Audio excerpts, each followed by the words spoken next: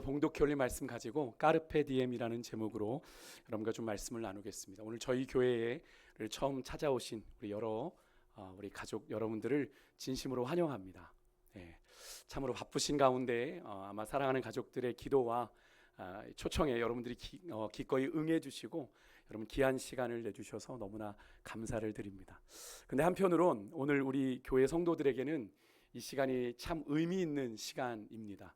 왜냐하면 우리 교회가 이제 4월 부활절 이후에 지난 6주간의 시간 동안 우리가 온 가족 초청주의를 우리가 선포하고 우리 사랑하는 가족들을 구원하기 위해서 또 우리 사랑하는 가족들을 초청하기 위해서 계속 기도하며 달려온 날이 바로 오늘이거든요.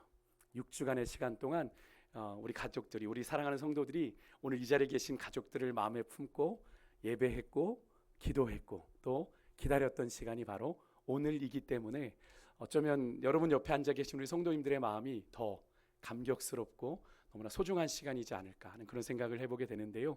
그런 날이기에 우리 성도들에겐 참 소중한데, 그런 의미에서 우리가 좀 옆에 계신 분들하고 이렇게 한번 인사했으면 좋겠는데요. 당신 덕분에 참 감사하고 행복한 날입니다. 한번 이렇게 인사하겠습니다. 네, 당신 덕분에 참 감사하고 행복한 날입니다. 한번 이렇게 인사하겠습니다. 네, 인사 받으셨어요? 서로에게 당신 덕분에 참 감사하고 행복한 날입니다. 그렇게 인사를 나눴는데, 여러분 노사연 씨의 만남이란 노래를 아십니까? 일부에는 MZ세대와 M세대가 앉아 있었어요. 근데 MZ세대는 이렇게 저에게 고개를 절레절레 흔들며 그 노래가 뭡니까? 라고 표현을 했고, M세대는 이렇게 알았습니다. 노사연의 만남이란 노래 첫 구절이 이거죠. 우리의 만남은 우연이 아니야. 그런데 늘 그 가사만 눈에 들어왔는데 이번에 말씀을 준비하면서 그 다음 가사가 참 우리에게 의미가 있더라고요. 그것은 우리의 바램이었어. 그죠? 우리가 이렇게 만나는 건 우리의 바램이었습니다. 여러분과 함께 예배하는 이 시간이 우리의 바램이고 우리의 소망이었다라고 하는, 이 노래의 첫 가사가 딱 우리 성도들의 그런 마음을 그대로 담고 있지 않나, 그런 생각을 해봤는데요. 그렇습니다. 여러분, 오늘 우리의 만남이 우연이 아닌 줄 믿습니다. 네, 여러분들이 어떤 마음으로 이 자리에 오셨든지 간에 우리에게는 너무나도 소중하고 귀한 방문이고 또 귀한 시간이신데요. 왜냐하면 우리는 한 치 앞도 내다볼 수 없는 인생의 길을 걸어가기 때문에 그렇습니다. 오늘 이 하루가 그래서 이 방문이요, 여러분 우리 모두에게는 너무나 소중할 수밖에 없는 그런 시간이에요. 참 어렵게 교회에 왔는데 목사님 참 별 이상한 소리를 다 하신다, 이렇게 생각하실 수 있지만, 여러분 우리 인생이 내일을 장담할 수 없는 건 세상도 너무나 잘 알지 않습니까? 예전에 한창 전 국민 사이에 요즘 우리가 카카오톡 쓰고 있는 것처럼 유행했던 싸이월드라고 하는 소셜 네트워크 서비스가 있었습니다. 기억하십니까? 네, 이 싸이월드 저 마크요. 그래서 미니 홈피라는 걸, 지금의 이제 페이스북 같이 자신의 작은 미니 홈피를 만들어 놓고 자신의 일상을 올려놓고 또 자신의 이야기들을 올려놓고 또 자신의 여러 가지 그런 사연들을 올려놓으면서 누군가와 내가 아는 누군가와 소통을 하는 그런 자리였는데요. 이 미니 홈피 옆에 있는 요게 이제 미니 홈피인데 거기 이제 사진에 이렇게 밑에 보면 글을 적게 돼 있습니다. 우리가 이제 카카오톡에도 여러분들이 이렇게 그 밑에 한 줄, 한 60자인가요? 여러분의 인사말을 적어 놓게 되죠. 그래서 뭐 나는 미국 방문 중입니다. 아니면 뭐 요즘 내가 좋아하는 뭐 명언을 써 놓는다거나 어떤 말들을 적어 놓는데, 제가 그때 이 미니홈피를 보면서 그 대문에 적힌 글이 있었는데 그게 너무 인상적이어서 제가 지금도 기억하고 스스로 좀 되뇌이고 있는 그런 문구인데, 우리 성도님들은 아실 거예요. 제가 많이 이야기해서 이 밑에 보이십니까? 글씨가 앞에 분들 머리가 가려져서 안 보이시는 분들도 계시겠지만 한번 읽어볼까요? 같이 있습니다. 시작. 오늘은 어제 죽은 사람이 그토록 살고 싶어 하던 내일. 네, 여러분 그렇죠? 어제 죽은 사람이 어제 죽을 거라고 생각하지 못했지만 나도 원치 않게 그렇게 죽음을 맞이했던 그 사람이 정말 살고 싶었던 내일이 뭐예요? 오늘이에요. 그러니까 이 문구가 우리에게 말하고 있는 건 이 오늘이라고 하는 이 시간, 그냥 늘 반복되어 우리에게 일상처럼 다가오는 시간인 것 같지만 이 오늘이 우리에게 너무나 소중하고 또 우리에게 너무나 특별하다라고 하는 것을 우리에게 이야기해주고 있는 거죠. 여러분, 영화 죽은 시인의 사회를 여러분 아십니까?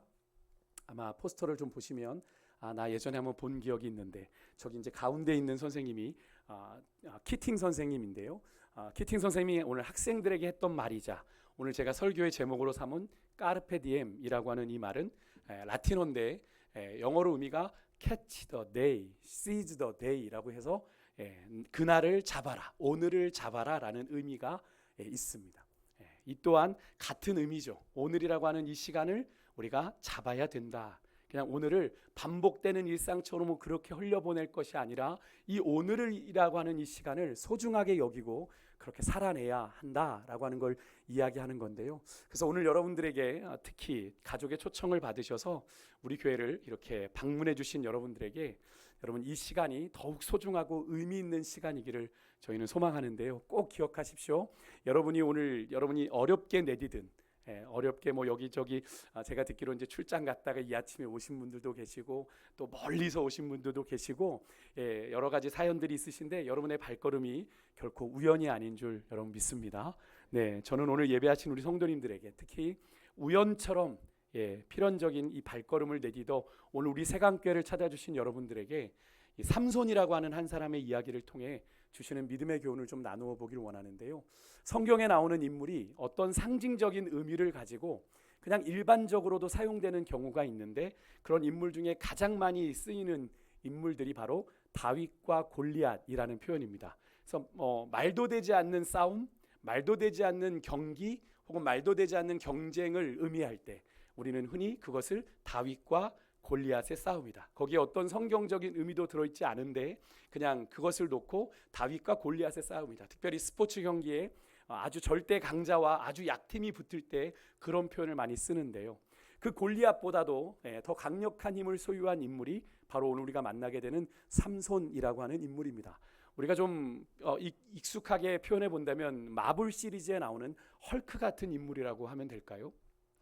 이 사람은 어떤 사람이었냐면 성의 문설주를 통째로 뜯어가지고 그것을 이렇게 어깨에 메고 가사라고 하는 지역에서 약 60km가 떨어진 헤브론이라고 하는 지역까지 달려가서 그 성의 문짝을 버리고 올 정도로 60km라는 건 맨몸으로 뛰어도 사실 쉽지 않은 거리이죠.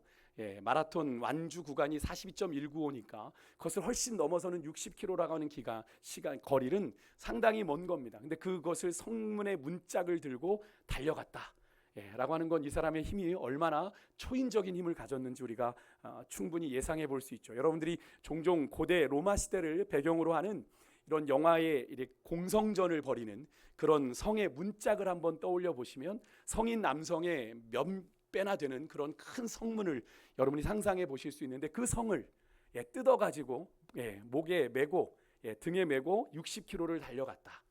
이 삼손이라는 사람의 힘이 얼마나 무시무시한지를 우리가 충분히 짐작해 볼 수 있는 그런 장면이죠. 또 이 삼손이라는 사람의 괴력은 이 나귀 턱뼈 하나로 이 블레셋이라고 하는 나라의 군사 1,000명을 한 번에 때려 눕힐 정도로 그렇게 강력한 힘을 가졌던 사람입니다. 하지만 이렇게 거짓말 같은 소설 같은 요즘으로 치면 미국 마블 영화에나 나올 법한 이런 괴력의 소유자인 삼손도 이 들릴라라고 하는 이름하는 한 여인의 잔꾀에 넘어가서 그의 인생이 한순간에 안개처럼 사라져버리고 마는 것을 우리가 오늘 이야기 속에서 만나게 되는데요. 아마 여러분들 중에도 아마 가끔 성탄절의 특선 영화로 요즘엔 사실은 케이블 TV가 있어서 뭐 내가 원하는 영화 채널에 가면 얼마든지 영화를 볼 수 있었습니다만 그래도 제가 어렸을 때에는 그런 토요 명화, 주말의 명화 이런 걸 통해서 이제 영화를 봤던 기억이 있습니다. 극장을 가지 않으면 그런 것들을 아주 오래된 영화를 묵은 영화를 보고 또 성탄절이나 이런 기독교 절기가 되면 이런 뭐 삼손과 데릴라 아니면 뭐 모세의 10개 같은 그런 기독교 영화들을 틀어줬던 걸 기억을 하는데요. 여러분들 중에도 아마 그것을 보신 적 있지 않을까 생각이 되는데 삼손과 데릴라라고 하는 영화를 보신 분들 계실 텐데 이 성경에 대한 내용을 가지고 만든 겁니다. 아주 오래됐어요. 1940년대에 나온 영화인데 이 영화 끝부분에 보면 이 삼손이 엄청난 괴력을 지니고 있음에도 한 여인 이 데릴라라고 하는 여인에게 속아서 그 엄청난 힘도 다 잃어버리고 두 눈마저 뽑혀서 결국 장님으로 연자 맷돌 큰 맷돌을 굴리는, 소가 굴리는 건데 사람이 끄는 거예요. 이 블레셋이란 원수의 나라에서 커다란 신전의 기둥을 무너뜨리면서 그곳에 모여있는 수많은 사람들, 오늘 우리가 읽었던 본문에 보니까 2층에만 지붕에만 3,000명가량이 모여 있었다고 하니까 그 안에 얼마나 많은 사람들이 있었겠어요. 그들과 함께 아주 비참한 최후를 맞이하는 그런 장면을 영화에서 본 기억이 있는데요. 그가 가진 그 엄청난 힘에 비해서 너무나도 초라하고 비참한 최후를 이 삼손이 마주하게 되는데요. 왜 이렇게 엄청난 힘을 가진 이 삼손이라는 사람이 한 여인에게 속아서 그 힘을 다 잃어버리고 두 눈마저 뽑힌 채 그런 비참한 최후를 맞이할 수밖에 없었던 걸까요? 제가 오늘 이 온가족 초청주의를 맞아서 이 삼손의 이야기를 여러분들에게 말씀드리는 이유가 있는데요. 이 삼손의 이야기는 먼 옛날 성경에만 나오는 그런 전래동화 같은 소설 같은 이야기가 아니라 지금 수천 년이 지난 오늘을 살아가고 있는 우리 이 땅에서도 이름과 얼굴은 바뀌었지만 이 삼손과 비슷한 구조의 삶의 이야기로 그 이야기들이 우리의 삶에서 반복되고 있기 때문에 그런 겁니다. 그래서 이 삼손의 이야기는 과거만이 아니라 오늘 우리 주변에서 저와 여러분에게 얼마든지 반복될 수 있는 이야기라는 거죠. 그래서 우리가 오늘 이 삼손의 조금은 좀 비극적인 이 이야기로부터 우리에게 주시는 하나님의 인생의 교훈을 좀 받잡기를 원하는데요. 그러면 삼손이 그토록 엄청난 힘을, 괴력을 지니고 있었음에도 한 여인에게 속아 그렇게 비참한 최후를 맞이할 수밖에 없었던 이유 무엇일까요? 한마디로 말씀드리면 삼손은 자신이 어떤 이유로 이 땅에 태어났는지, 자신에게 주어진 그 엄청난 힘이, 남들과는 다른 그 힘이 어떤 목적을 위해서 사용돼야 하는지를 잘 알지 못하고 살았기 때문에 그렇습니다. 분명 삼손은요, 자신이 보통 사람들과 다른, 전혀 다른 아주 특별한 힘을 가졌다는 걸 알았을 겁니다. 그래서 삼손의 이야기가 좀 길게 사사기에 기록되고 있는데 이 사람의 이야기를 쭉 읽어보면 자신이 가진 그 힘을 여기저기에 사용하는 걸 이 삼손 또한 즐기고 있는 것을 우리가 보게 됩니다. 그러나 문제는 남다른 이런 삼손의 괴력을 어디에 무슨 목적으로 사용해야 되는지를 삼손이 잘 알지 못했다라는 거예요. 한마디로 삼손은 자기 인생의 의미가 뭔지, 자기 인생의 목적이 무엇인지를 그냥 모른 채 그냥 닥치는 대로, 이렇게 표현하고 싶어요. 닥치는 대로, 본능에 이끌리는 대로 그냥 살았던 인물이 삼손이라는 인물입니다. 사사기 13장 3절에 보니까 원래 이 삼손의 어머니는요, 아이를 낳지 못하는 여인이었어요. 그런데 하나님이 그런 여인에게 특별한 은혜를 베푸셔서 삼손은요, 평생 동안 하나님만 섬기기로 하는, 그렇게 약속하는 나실인이라고 하는 특별한 사명을 받고 이 가정에 태어나게 됩니다. 여기서 나실인이란 지금 조금 전에도 설명을 드렸지만 사사기 13장 5절에 보면 태어날 때부터요, 하나님을 섬기며 살도록 부르심을 받은 사람이라는 의미로 나실인이라고 불렀습니다. 그러니까 삼손이 태어날 당시에 이스라엘 사람들은요, 주변에 있는, 특별히 이 철기 문화를 가지고 있는 블레셋이라는 주변 나라로부터 시달림과 괴롭힘을 받고 있었기 때문에 삼손에게 주어진 사명은 뭐였냐면 그런 동족의 아픔과 고통을 구원해 주는 일이었어요. 그래서 하나님께서 삼손에게 그런 남다른 힘을 주신 것도 바로 그런 이유 때문이었습니다. 그런데 안타깝게도 삼손은 이런 특출난 하나님이 그에게 주신 선물 같은 이 힘을 자신의 동족들을 구원하고 그들을 섬기는 일에 쓰기보다는 자신의 안위, 자신의 욕심, 자신의 본능을 풀어내는데 사용했던 것을 우리가 보게 됩니다. 일례로요, 삼손은 하나님께 헌신된 나실인으로 구별돼야 되는 게 몇 가지가 있는데, 머리를 자르면 안 되고요, 부정한 것을 가까이 하면 안 되고요, 독주를 마시면 안 됐습니다. 그것이 이제 나실인의 조건이에요. 그것을 어기면 나실인으로 더 이상 살아갈 수 없게 되는 겁니다.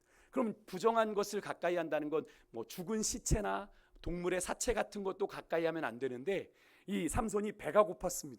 그러니까 자신이 배고픔을 채우기 위해서 길을 가다 보니 사자의 사체가 있는 거예요. 근데 그 사자의 그 사체 안에 꿀이 있는 겁니다. 그 꿀을 먹으려고 사자의 사체를 만들어 꿀을 먹는 장면이 나와요. 삼손이 자기가 나실인으로 구별돼야 한다는 생각이 1도 없는 장면이죠.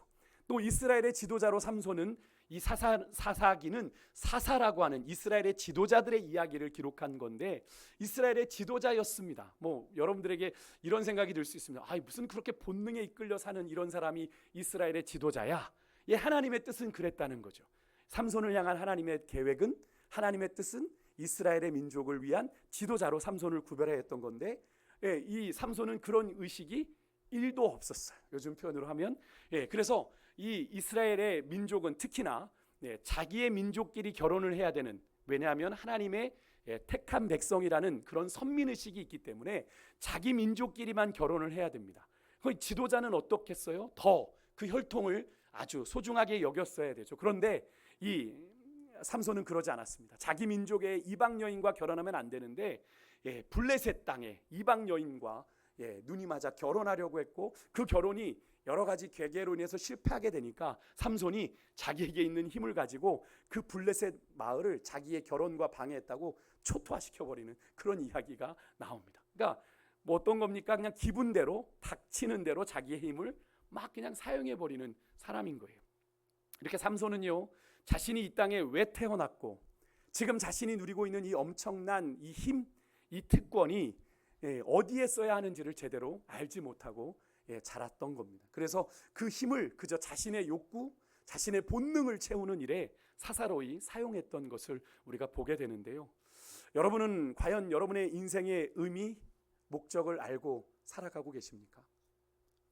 여러분 자신이 왜 이 땅에 태어났고 지금 어디를 향해 매일의 일상을 살아가고 있는지, 여러분의 인생의 목적지가 어딘지를 알고 그렇게 살아가고 계세요? 죽음의 수용소에서라고 하는 책을, 아주 유명한 책을 쓴 빅터 프랭클이라고 하는 유명한 정신분석 학자가 있는데요. 이 죽음의 수용소의 원제는 Man Search for Meaning입니다. 사람이 의미를 탐구할 때라는 그런 의미인데요. 우리나라 번역으로는 죽음의 수용소에서라고 번역이 됐습니다. 왜냐하면 그가 유대인으로 태어났다는 이유로 2차 세계대전에 이 빅터 프랭클이라는 이 정신분석학자가 가족들과 함께 포로 수용소에 수감이 되게 됩니다. 유대인들 그때 많이 잡아들였잖아요. 유대인 학살도 일어났고요. 그곳에서 굶주림과 극심한 추위, 모진 고문이 사정없이 이어지는 이 지옥 같은 포로 수용소 생활을 경험하면서 심지어는 자기 가족들이 자기 눈앞에서 몰살되는 그런 장면까지 경험을 하면서 이 빅터 프랭클이 사람에 대해서 아주 흥미있는 것을 발견하게 되는데요. 거기에 수감된 포로들 중에 인생의 목적, 인생의 의미를 분명하게 알고 있는 사람은 이 수용소 생활이 아무리 어렵고 힘들어도 어떻게든 견뎌내는 겁니다. 그런데 인생의 의미와 목적을 제대로 알지 못하는 사람들은 얼마나 힘들었겠어요. 그 가혹한 포로 수용소 생활을 잘 견뎌내지 못하고 쉽게 병에 걸리고 고문을 견뎌내지 못하고 죽더라 이겁니다. 뭐 사실 뭐 그 사람이 정신분석학자니까 먼 눈에는 뭐만 보이겠어요? 목사 눈에는 교회만 보이는 것처럼 이 사람의 눈에도 그런 것만 보인 거죠. 그러니까 추위와 배고픔의 극한의 상황에서도 인생의 의미와 목적을 붙잡고 있는 포로들은 나름대로 그 상황들을 이겨내더란 말입니다. 심지어 그렇게 극한 상황에 몰리게 되면 어떻게 해요? 나만 살아남으려고 하는 욕심이나 이기주의가 가득하게 되죠. 그렇게 막 변질되어 가는 그런 이야기들을 우리가 영화 같은 데서 많이 보지 않습니까? 그런데 인생의 의미와 목적을 가지고 있는 사람들은 그렇게 하지 않는 거예요. 오히려 자신에게 주어진 그런 빵을 오히려 다른 포로들에게 양보하는 그런 선택을 하면서 이 죽음의 공포를 오히려 긍정적으로 극복해가는 모습을 이 빅터 프랭클 박사가 보게 된 겁니다. 이 경험을 통해서 이 프랭클은요, 석방 후에 이런 명언을 남기게 되는데, 생명은 곧 의미를 향한 탐구다라고 얘기를 했어요. 아까 제가 그 죽음의 수용소의 원제가 Man Search for Meaning이라고 말씀을 드렸는데, 그것과 좀 같은 의미죠. 원제가 바로 그런 의미인데 무슨 뜻이냐면, 여러분 인생의 가치는 자신에게 주어진 인생의 참된 의미를 올바로 탐구하는 데 있다. 인생의 가치는 그냥 닥치는 대로 사는 인생이 아니라 내 인생의 참된 의미를 올바로 탐구하고 그 인생의 의미를, 인생의 목적을 따라 살아갈 때 그 인생이 값어치 있는 인생이 된다라는 의미죠. 여러분은 어떻게 여러분의 인생을 그렇게 여러분의 인생의 참된 의미를 올바로 탐구하며 그렇게 살아가고 계십니까? 아니면 그냥 되는 대로 그렇게 살아가고 계십니까? 내 앞에 산적한 문제도 어려운데 무슨 목사님 그런 호화스러운 이야기입니까? 무슨 사치스러운 이야기입니까? 얘기하실 수 있겠지만 여러분, 그것이 너무나 중요하다라는 거예요. 그것이 결정적인 순간 우리의 인생을 결정할 수 있다라는 거예요. 반대로 여러분, 자기 인생의 의미와 목적을 제대로 알지 못하는 사람들은요, 아무리 세상에 여러분 재물을 많이 갖고 권력을 갖고 있는다고 하더라도 그 삶이 공허할 수밖에 없고요. 이 세상의 재물과 권력이 왜냐하면 그들의 인생의 궁극적 목적이 아니라 인생의 마지막 종착점이 아니기 때문에 그들의 인생은 결국 그것만 쫓아가다 보면 어떻게 되는 거예요? 공허한 인생이 되고 마는 겁니다. 아마 재물과 권력이 이 세상의 명예가 인생의 최종 목적이다 라고 생각하고 그것을 얻기 위해서 인생의 모든 순간을 다 쏟아부은 사람은 아마도 그의 인생의 마지막 순간에 내가 겨우 이것 얻으려고 인생을 허비하며 살았나 하는 그런 후회를 할 수밖에 없는 것이 우리 인생인데요. 오늘 이야기의 삼손이 그랬습니다.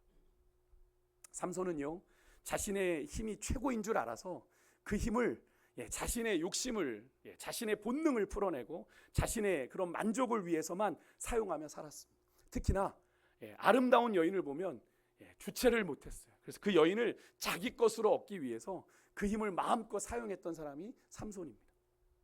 그렇게 영원할 것만 같은 이 삼손의 특별한 힘이 결국에는 헛되이 낭비되는 삼손의 인생의 마지막 순간이 찾아오는데, 그게 누구와의 만남이냐면 아까 그 영화처럼 데릴라의 와라는 여인의 만남이에요. 삼손은요, 자신에게 주어진 남다른 이 괴력을 어디에 사용해야 하는지, 무슨 목적으로 사용해야 되는지를 잘 몰랐기 때문에 결국 이 들릴라는, 사실 삼손에게는 자기를 마음껏 행복해 줄 것 같은 여인이지만 사실은 블레셋에서 파송한 이중 간첩이거든요. 스파이거든요.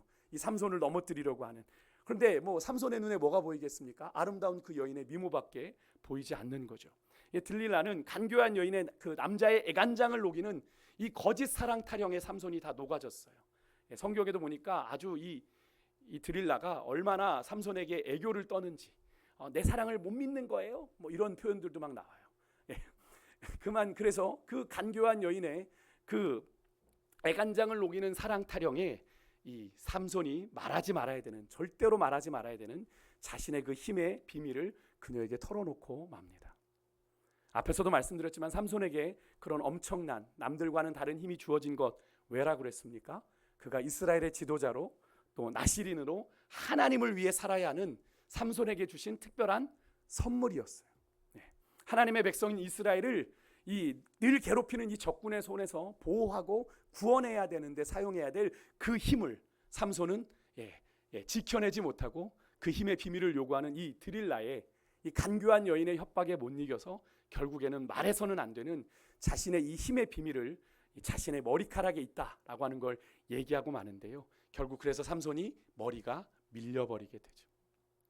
결국 사실은 이 삼손의 긴 머리카락은 아까도 말씀드렸지만 나시린의 조건 중에 하나가 뭡니까? 머리에 삭도를 대지 않는 거예요. 그러니까 머리를 밀지 않는 거예요. 그러니까 이 삼손의 긴 머리카락은 뭘 의미하냐면 삼손이 하나님 앞에 드려진 나시린이다라고 하는 상징이자 하나님이 삼손과 함께하고 계시다는 그런 상징적인 의미가 있는 그 머리인데, 그 머리가 밀려버린 거예요. 삼손은 이 드릴라라고 하는 이 간교한 여인과 하룻밤 그 쾌락을 즐기기 위해서 이스라엘을 책임져야 하는 하나님의 거룩한 사명을 헌신짝 버리듯 버리고 맙니다.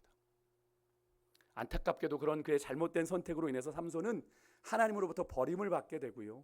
하나님이 선물로 주셨던 엄청난 그 힘도 잃어버려 결국엔 적군에게 아무 힘도 쓰지 못하고 붙잡혀 이 두 눈마저 뽑힌 채 장님이 되어서 이 연자맷돌이나 돌리는 그런 비참한 노예 신세가 되어버리고 마는데요. 자기 인생의 의미와 목적을 제대로 알지 못한 채 본능만 쫓아 자신의 욕구만 쫓아 살았던 그런 인생의 비참한 결말을 우리가 보게 되는 건데요. 근데 여러분, 이 삼손의 이야기가 여러분 그저 삼손이라고 하는 그 사람만의 이야기일까요? 오늘 예배 자리에 나온 우리와는 전혀 무관한 이야기일까요? 오늘날에도 많은 사람들이 여러분 창조주 하나님께서 우리에게 허락하신 인생의 의미와 목적, 그리고 우리가 각자 살아가면서 감당해야 될 인생의 사명이 무엇인지를 잘 알지 못하고 세상의 헛된 무지개를 쫓아 이리저리 방황하며 살아가고 있습니다. 아직 인생의 끝이 오지 않았다는 이유로, 그리고 아직 그 인생의 끝이 멀어 보인다는 이유로 그렇게 인생의 헛된 것을 쫓아가는 일에 집중하며 살아가는 건데요. 삼손처럼 그저 불꽃을 향해 달려드는 불나방처럼 그렇게 죽음을 향해 달려가고 있는 그런 우리 인생들을 보게 되는데, 여러분, 우리 인생은 그런 인생의 예외입니까? 우리는 예외인가요? 하지만 여기서 우리가 좀 중요하게 명심해야 될 사실이 하나 있는데, 바로 우리 인생의 마지막 순간이 오기 전까지는 그래도 우리에게 아직 기회가 남아 있다라는 거예요. 이것이 바로 하나님께서 유한한 인생을 살아가는 우리들을 불쌍히 여기시고 우리에게 자비를 베풀어 주신 하나님의 은혜인 건데요. 삼손에게도 그런 은혜가 임했어요. 드릴라에게 속아서 머리카락 다 잘려버리고 힘을 잃어버려가지고 적군의 놀이개로 전락했습니다. 그런 비참한 지경에서도 삼손의 머리카락이 조금씩 다시 자라기 시작했어요. 하나님의 은혜가 그에게 다시 임하게 되는 거죠. 그리고 삼손은 그렇게 조금씩 다시 자라가는 머리카락을 만지면서 그의 인생의 의미를 곱씹습니다. 하나님께서 자신을 완전히 버린 게 아니구나. 그리고 자신이 살아있는 한 내가 하나님을 위해서 내가 감당해야 될 사명이 여전히 남아 있구나. 아직 나에게 기회가 있구나. 그리고 자기 인생의 참된 의미와 목적은 내 인생의 하나님 앞에 나시린으로 드려졌는데 오직 하나님만을 위한 거구나 라는 사실을 자라나는 머리를 만지며 깨닫게 돼요. 그래서 삼손은 그 마지막 자신에게 주어진 사명을 늦게지만 감당하기 위해서 하나님께서 자신에게 그 힘을 회복시켜 줄 것을 믿게 됩니다. 마침요, 블레셋 사람들이 자신들의 신 다곤에게 큰 제사를 드리기 위해 많은 사람들이 신전에 모였습니다. 그날 장님인 삼손은 그런 블레셋 사람들이 야, 삼손 불러와. 그래서 놀이개로 삼는, 놀이개가 되어서 그 제사에 함께 참석하게 됩니다. 오늘 제가 읽어드렸던 본문 25절에 보니까 블레셋 사람들이 삼손을 가리켜 이렇게 말합니다. 삼손을 불러다가 우리를 위하여 제주를 부리게 하자. 얼마나 비참합니까? 삼손이 괴력을 부리던 삼손인데 두 눈마저 뿌리 뽑혀가지고 아무것도 보지 못하는 장님이 되어 적국의 놀이개가 되는 장면. 하지만 여러분, 하나님을 향한 믿음을 회복한 삼손은 이제라도 내가 이스라엘의 사사로 내게 주어진 사명을 제대로 감당해야 되겠다는 결심을 하게 되고, 이제 자기를 인도해 주는 소년에게 이 신전을 버티고 있는 기둥으로 자신을 데려가 달라고 이야기를 합니다. 그리고 기도를 해요. 28절인데요. 삼손의 기도, 우리 같이 한번 좀 읽어봅니다. 28절 화면을 보고 같이 좀 읽을게요. 시작. 삼손이 여호와께 부르짖어 이르되 주 여호와여 구하옵나니 나를 생각하옵소서. 하나님이여 구하옵나니 이번만 나로 강하게 하사 내 두 눈을 뺀 블레셋 사람들의 원수를 단번에 갚도록 힘을 내려 주옵소서. 그리고 30절에 삼손이 이런 고백을 하며 마지막 일을 합니다. 블레셋 사람과 함께 내가 죽기를 원하노라. 그 순간에 여러분, 삼손의 진심을 다한 간절한 기도를 들으신 하나님께서 다시 삼손에게 엄청난 과거의 그 힘을 부어주셨고, 그렇게 죽음으로서라도 자신의 사명을 다하고자 하는 삼손으로 하여금 그 신전의 기둥을 다 무너뜨릴 수 있는 힘을 주시게 되죠. 그로 인해서 그곳에 모여있던 수많은 블레셋 사람들이 그 무너지는 신전에 깔려 죽음을 당하게 되는데, 삼손이 그렇게 자기 인생의 의미와 목적을 올바로 깨닫는 그 순간에 그가 살아있을 때보다 더 많은 블레셋 사람들을 죽이고 이스라엘의 사사로 마지막 사명을 다하고 그의 인생을 마감하게 되는데요. 여러분, 삼손의 이야기를 읽어보면서 그런 생각이 들었습니다. 그의 눈이 뽑힙니다. 세상에 좋은 것, 나를 만족시킬 것, 나를 유혹하는 것들 바라보던 육신의 눈이 감기니까 그의 뭐가 떼어졌습니까? 그의 영의 눈이 열렸습니다. 믿음의 눈이 열리니까 인생의 참 의미를, 참 목적을 발견하게 되었던 거죠. 여러분, 그렇습니다. 여러분, 우리 인생의 참된 의미와 목적도 우리 하나님께 있음을 여러분 믿으시길 바라요.